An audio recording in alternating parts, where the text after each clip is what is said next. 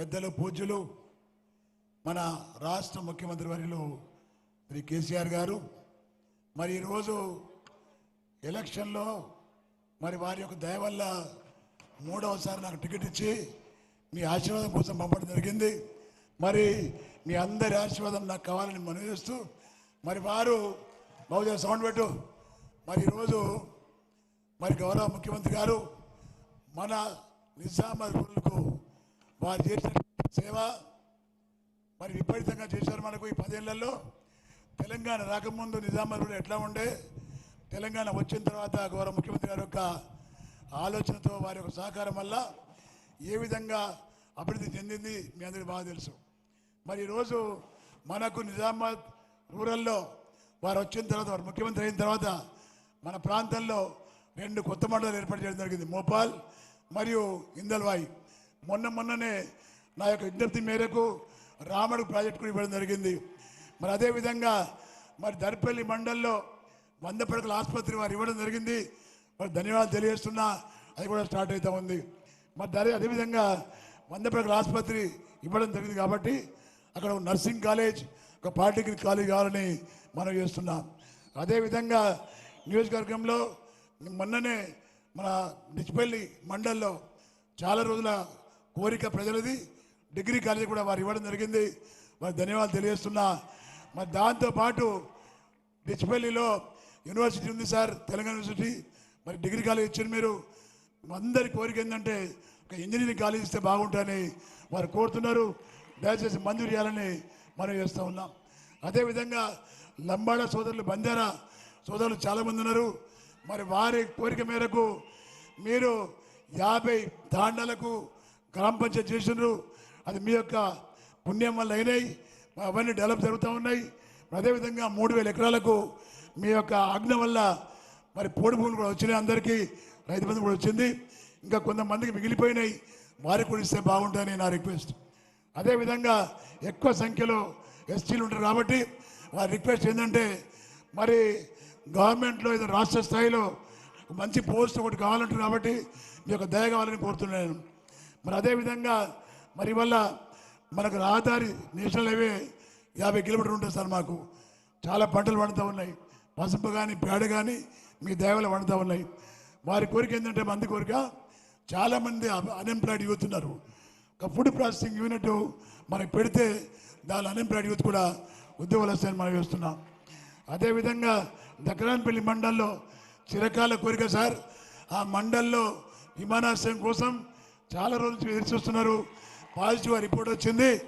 మీరు దయచేసి మీరు నాకు చెప్పడం జరిగింది, సెంట్రల్ గవర్నమెంట్ ఇవ్వకుండా 100 కోట్లని పర్వాలేదు నేను ఇస్తా, బాజిరెడ్డి గారు అన్నారు కాబట్టి తప్పకుండా దాన్ని కూడా ప్రకటించాలని కోరుతున్నాం. అదేవిధంగా మరి ఈరోజు మరి జక్కరాన్పల్లి మండలంలో విమానాశ్రయం అయింది. మరి ఇవాళ 17,000 మందికి సార్ మీరు 17,000 కోట్ల రూపాయలు రుణమాఫీ ఇవ్వడం జరిగింది. మీరు ఇంకో 4,000 కోట్లు ఉంది. దీన్ని కాంగ్రెస్ పార్టీ వాళ్ళు ఎక్స్ప్లాయిట్ చేస్తున్నారు. మరో 4,000 కోట్లు ఇస్తే అందరికి చేరుతాయి. దానికి కారణం కూడా కాంగ్రెస్ పార్టీ ఇవాళ ఢిల్లీ ఎలక్షన్ కమిషన్కు వారి ఫిర్యాదు ఇవ్వడం వల్ల ఆగిందనే విషయం చాలామంది తెలియదు. అది కూడా చెప్పాలని కూడా మీకు మనవి చేస్తూ ఉన్నాను. అదేవిధంగా మరి వల్ల మన ఇందల్వాయి, మోపాల్, రాముడికి లాగానే మరి గుండారం అనే పెద్ద గ్రామం ఉంది సార్. అది కూడా కోరుతున్నారు వాళ్ళు మండలం కావాలని. దయచేసి అది కూడా ఆలోచించాలని మనం చేస్తున్నాం. మరి అదేవిధంగా గృహలక్ష్మి పథకం చాలా తక్కువనే సార్. చాలామంది ఎస్సీలు, ఎస్టీలు, బీసీలు చాలామంది కాన్స్టిట్యున్సీలో నిరుపేదలు ఉన్నారు సార్. ఇంటి లేని వాళ్ళు చాలామంది ఉన్నారు. దయచేసి నా కాన్స్టిట్యున్సీకి ఒక 10,000 గృహలక్ష్మి మరి ఇవ్వాలని చెప్పి నేను మనం చేస్తూ ఉన్నాను. నియోజకవర్గంలో మరి మీరు చేసినటువంటి అభివృద్ధి దాదాపుగా 7 బ్రిడ్జిలు ఇచ్చారు సార్. మాకు 17 చెక్ డ్యామ్లు ఇచ్చారు మాకు. మీరు మేము ఎప్పటికీ మర్చిపోలేము. సిరికొండ మండల్లో ఒక ఐటీఐ ఇచ్చారు మీరు మాకు. ఇవన్నీ మేము మర్చిపోలేము సార్. మేము చాలా చాలా ధన్యవాదాలు మీకు. మరి జక్కరాన్పల్లి మండల్లో అప్పుడు నా రిక్వెస్ట్ మేరకు మునిపల్లి గుత్పల్లి లిఫ్ట్ ఇచ్చారు మీరు.